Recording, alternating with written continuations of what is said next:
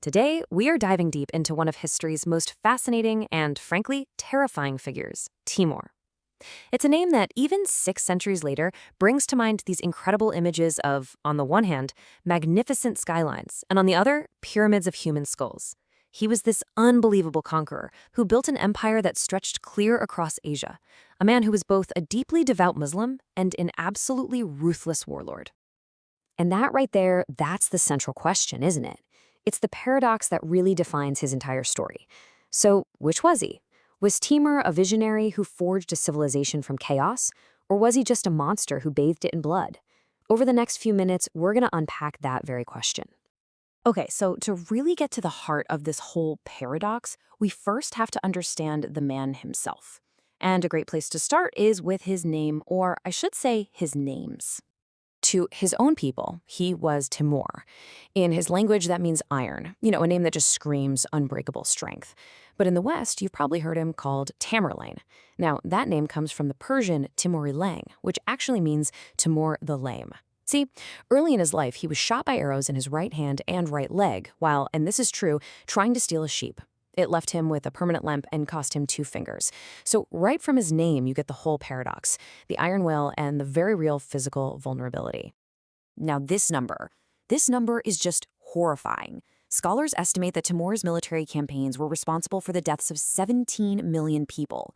To put that in perspective, that was about 5% of the entire world's population at the time. This wasn't just conquest. This was annihilation on a scale that is just, it's almost impossible to wrap your head around.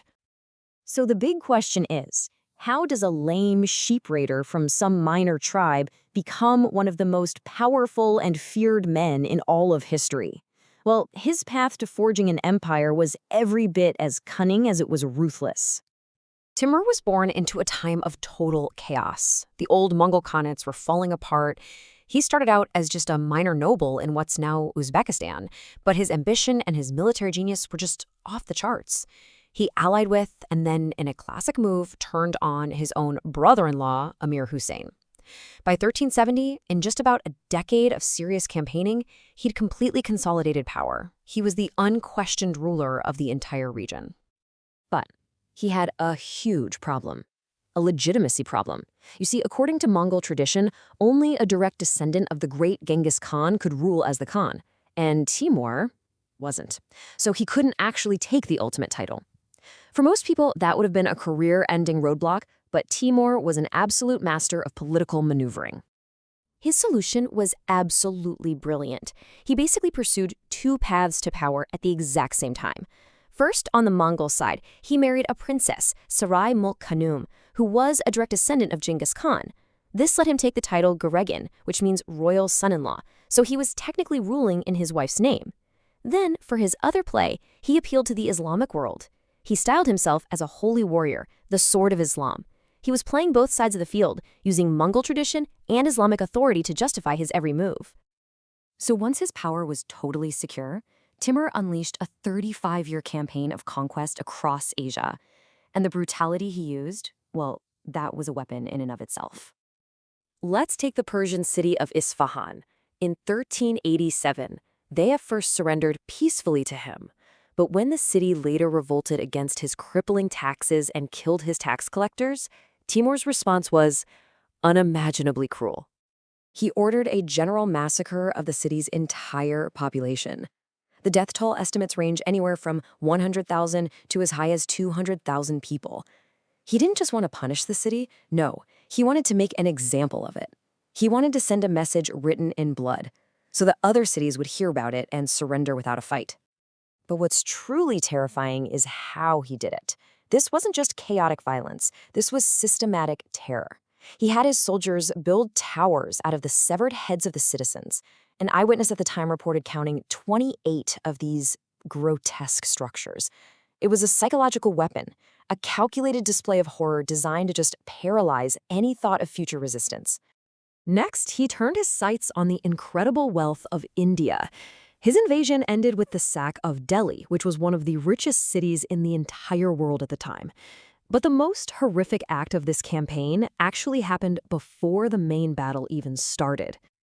On his march to Delhi, Timur's army had captured around 100,000 Hindu slaves. But as he prepared to face the Sultan of Delhi's army, he got paranoid. He thought, what if these captives rise up and attack my army from behind during the battle?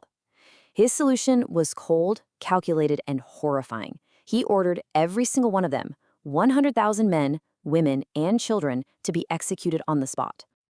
Years later, at the capture of Baghdad in 1401, you'd think his reputation for cruelty just couldn't get any worse. You would be wrong. He always found new ways to exceed it. After taking the city, Timur gave a direct order to his entire army.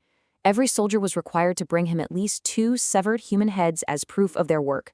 The massacre that followed killed an estimated 20,000 civilians. When the soldiers ran out of citizens to kill, they started beheading prisoners from previous battles.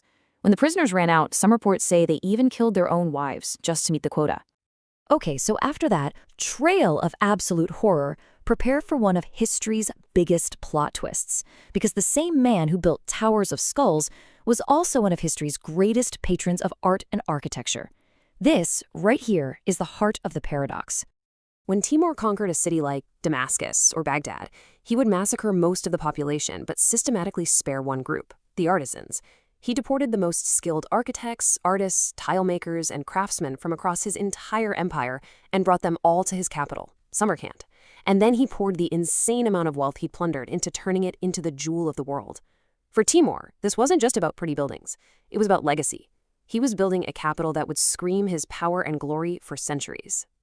There's this famous story that really gets at who he was. He summoned the great Persian poet Hafez, who'd written a line in a poem saying he'd trade the great cities of Samarkand and Bukhara for the mole on his beloved's cheek. Timur, pretending to be furious, confronted him. He basically said, "With my sword, I've conquered the world to build up my cities, and you'd trade them for a mole?"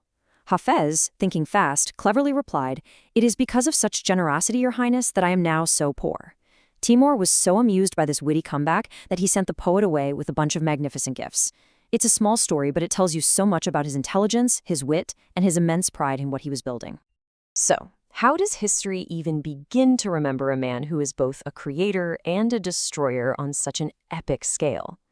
Well, it's no surprise that his legacy is every bit as complicated as the man himself. His legacy is so divisive that even today, how you view him depends entirely on where you're standing. In modern Uzbekistan, he's a national hero. His statue literally replaced Karl Marx's in the capital. He's seen as the father of the nation, a great unifier who brought glory to their land. But you go to Iran or India or the Arab world, the places that felt the sharp end of his sword, and his name is synonymous with pure evil, a genocidal monster. And his story even comes with this creepy modern legend. It's said that his tomb was inscribed with the words, "When I rise from the dead, the world shall tremble." Well, in June of 1941, Soviet archaeologists opened his casket to study his remains. Just 3 days later, Hitler launched Operation Barbarossa, the invasion of the Soviet Union, kicking off one of the bloodiest conflicts in human history. A coincidence? Almost certainly. But it's a chilling footnote to the story of a man whose life was defined by war. So in the end, you really can't see Timur through a single lens. Was he a military genius? Absolutely. He was undefeated in battle. A brutal conqueror? His pyramids of skulls speak for themselves. A patron of the arts? The glory of Samarkand is his direct legacy. A brilliant politician? He wove together Mongol and Islamic traditions to build an empire from scratch. He wasn't one of these things. He was all of them. He is, and will always be, one of history's great paradoxes. And this brings us right back to where we started. Those stunning blue domes of Samarkand are still standing today, a beautiful testament to the Timurid Renaissance, but we know they were built on a foundation of skulls. And so we're left with this really unsettling question. Can the beautiful end ever justify the brutal means?